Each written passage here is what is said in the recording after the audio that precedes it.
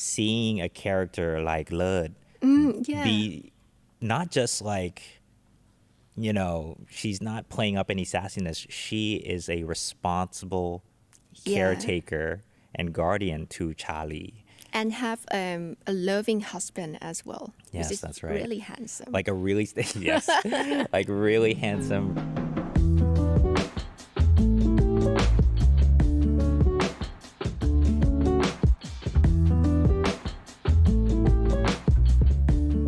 Welcome to the Fireside. I'm Benjamin Rujopakarn. And I'm Suphanida, Janmoon. Every week, we have a fireside chat exploring what's going on in Thailand, diving deep into our latest obsessions. This week's episode is part 2 of Fireside celebration of the Marriage Equality Act. This time, we want to look at some examples of queer representation in Thai media.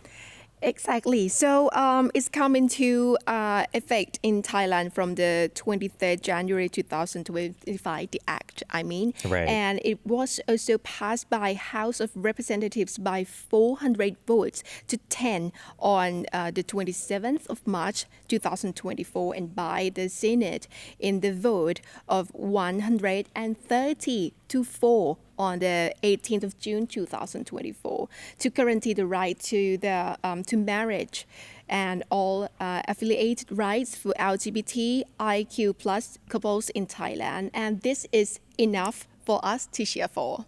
Yay! Good job, Thailand. I love that it was such a landslide victory for LGBTQ rights.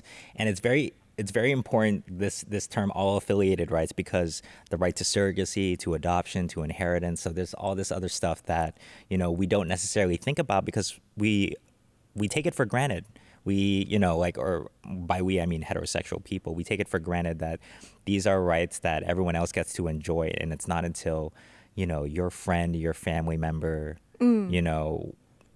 doesn't have them that you feel them yourself, right? So if it's your goal or your New Year resolution on 2025 to get married to your loved one, so you're gonna have it, you're gonna do it. Yes. This year. This time we want to look at some great examples and not so great examples of LGBTQ representation in Thai media. We're gonna start with earlier representations. So just as a preamble to this, Thailand is both famous and infamous for its trans culture, especially trans women, which are recognized as the third gender in Thailand, in sort of the Thai vernacular of what we say. It's เพศสาม right? เพศที่สามใช่ yes. Right. And there's a different terminology. More crudely, you might say กระเทย, but really we say สาวประเภทสอง. Is that right? Yeah, that's the word that I have heard in the past so often. เพศที่สามสาวประเภทสอง We thought that it might be formal and also be like polite for LGBTQ plus, but it turns out that they weren't happy with this. It's like indirectly exclude them from the society. Yes. Not a human. It's another gender, sexual preference. In the last song, which came out in 1985, directed by Pisan Akara Serani, it is credited as the first Thai film with a trans woman in a leading role. And it explored the lives and romances and struggles of trans stage performers. Now, at the time, it was groundbreaking for casting a trans actress, but it was kind of a cliche narrative of falling for a man and then ending tragically for her. Yeah, I have seen many films have the storyline like this. And another one, it's Straight Leg or Iron Ladies. So not drama anymore, but this is very, very comedy and make jokes about LGBTQ plus. So this film is directed by Yong Yut Thong Gongthun, follows a group of trans and queer individuals recruited one by one, kind of like Ocean's 11. Have you ever seen that one? Yeah. It's good. To form a volleyball team, and the entire cast is a little over the top, from the homophobic villain to the queer teammates that are played a little too extra. So there are diversity of queer. We can see Yes. Characters, different characters and LGBTQ in this team. But also, what's interesting is that this film is actually based on the true story of the 1996 Thailand national champion volleyball team. But the mood and tone of the film, just comedy. Yeah, it's just meant to be straight comedy, and I think, there were some reviews of it at the time that were saying that because they were played by mostly straight guys, Yeah. it didn't quite feel true to, it didn't quite capture, even in the sort of comedic relief, it doesn't quite capture the authentic sassiness. Yeah, they like scream too much, Yeah. acting too much, but I think it's the intention of the film to make people like, oh, LGBTQ plus กระเทย so Yeah, yeah, funny. yeah. So Yeah. it's like the story, it's kind of the stereotype a little bit. Yeah, for sure. But later in the 2000s to 2010s, we start to see a little bit more nuance, and we start to see more depth and realism in the portrayals of roles for queer individuals. This one I chose because I actually saw it in theaters when I was growing up in high school. Lak Heng Siam, or The Love of Siam, which came out in 2007. It was directed by Chu Kiet Sak Wirakun, and it is often sort of glossed over as a teen gay love story, but it deals with a lot of different themes. I think it's a very, mature portrayal of problems like family loss, alcoholism. There's a domestic abuse scene that is portrayed very straight. Yeah. It is not over the top or melodramatic. So it follows two teenagers who reconnect after a loss. And there's a very young, very adorable Mario Maurer in there. So, and it's like, I think it really launched his career. So, the father became an alcoholic after the loss of his daughter, and the mother has to keep the family together. And these two boys feel lost and lonely, and they really struggle with their identity crisis. And you can see towards the end when, Tong Yeah. is confronted by his friends, like, are you gay? And he like storms off. And he has like a meltdown, really just not understanding himself. And I thought that was such a powerful, relatable moment, because everyone feels like that, gay or straight, when they're growing up. Everyone feels identity crisis growing up. So Yeah. I thought that was a very, very mature, very realistic movie, actually. And, but at the time, it's kind of, you can see them kind of pulling back, because in the promotional materials, you only think that it's a straight teen drama or a straight teen, like, romance or rom-com. Yeah, I also got tricked by this film as well. Got tricked by the trailer because they didn't say, the trailer didn't tell you anything about the story, the full story of Love of Siam. We also thought that it's just a teenager love film, like all the films in the market. Yeah. But actually, we still admire this film until now, especially in the film industry in Thailand. People still like talk about this. It was huge. And the director at the time admitted that they weren't sure whether or not to leave in the gay material in the promotional content, and so there was some backlash because people felt tricked, and now in more modern representations, there's that the gay characters are fully embraced in the promotional material. Yes. If there's a gay romance, it's front and center. No one is hiding from that. Okay. And come to the program which is not a theme. Thời Tiêu Thai, you might have heard about this. The travel show, Thời Tiêu Thai, translates loosely to trans travel in Thailand. It was the first show of its kind where all the hosts were trans women. If I had to describe the vibe of someone who's never seen it, it's very natural, relatable, and hilarious program compared to other more staged travel show. Yes. And so the show's comedic tone feels less exploitative because as hosts rather than character, they are playing themselves. Yes, yes.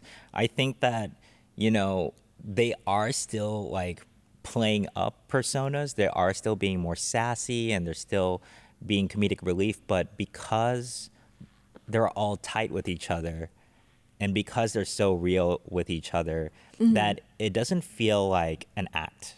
It feels like authentic to who they are. And so it's not as bad as I would say perhaps the Satrilek, the Iron Ladies movie, which, you know, it's a good movie, but, you know, it's, you know, some of it can feel a little bit dated because of that. Yeah, I'm not sure if it's because in that period of time, back to 2011, there weren't many programs that have the LGBTQ host in the program on the screen. So it's kind of like very creative to create this program, Thời Tiêu Thai, just for themselves to explore, to expose themselves, to express the personas. Yes, yes. Now we're going to head into the modern representations of queer roles. Now they are much more diverse and, you know, it seems like kind of a no-brainer, but they're just treated as regular people. You know, they're three-dimensional people and the roles are written a lot more well-developed, in my opinion. So one of the series that I want to promote because I think it could be really really fun to watch is Last Twilight.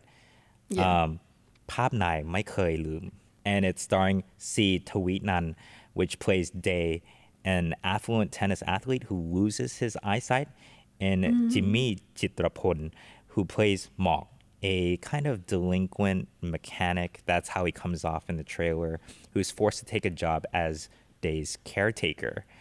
And series like The Last Twilight depict same-sex relationships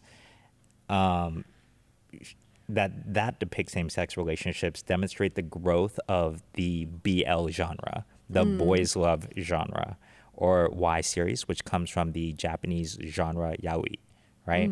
Yeah. Now, this is, in my opinion, a direct contrast from Love of Siam, which is a great movie, but BL series are proudly gay. They're proudly front and center.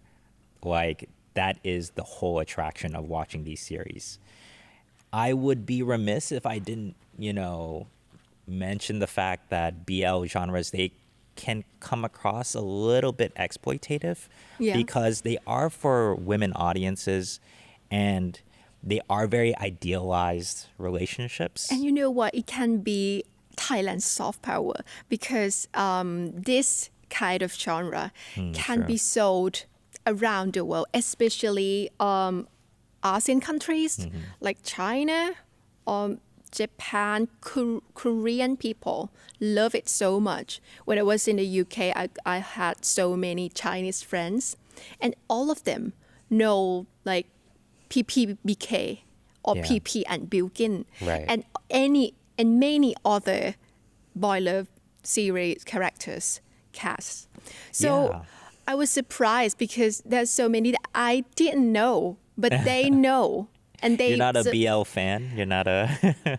Not much, but I follow the news and I have seen some as well.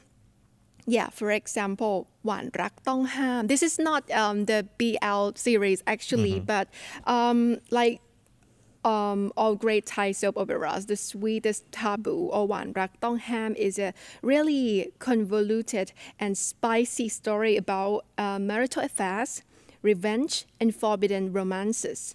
And but what's interesting is there's so many people talk about this drama in a positive way. So unlike other series, audience have taken notice of the unusually balanced depictions of queer relationships. The trans woman character Porn Lert is portrayed with a lot of compassion and depth as a loving mother and sister and also partner. Coincidentally, she's played by Jenny Banan, who is the host of Thai Tieo Thai, who also hosted Thai Tieo Thai that we have mentioned earlier. And also, unlike other depictions of trans women as unrequited lovers, sex workers, state performers, or comedic relief, Paulette helps to run a business with her sister.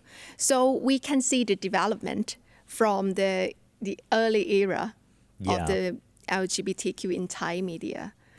I think it really shows the possibility and it expands the imagination and the empathy of the average viewer towards queer individuals. I think that seeing a character like Lert be not just like, she's not playing up any sassiness. She is a responsible caretaker and guardian to Charlie. And have a loving husband as well. Yes, that's right. Really handsome. Like a really, like really handsome, really like stable relationship that I thought that was really great. We mentioned Paradise of Thorns in another episode. So if you want to see that, our discuss Paradise of Thorns or Wiman Nam, you got to watch that episode. But we see just so much diversity now and like really like well-developed characters and roles, not just in fiction, but as hosts of podcasts and things like that. So what do you think? Are there any other Thai movies or series with great queer representation? Please let us know in the comments. And if you like this episode, be sure to like and share and subscribe to support more conversations by The Fireside.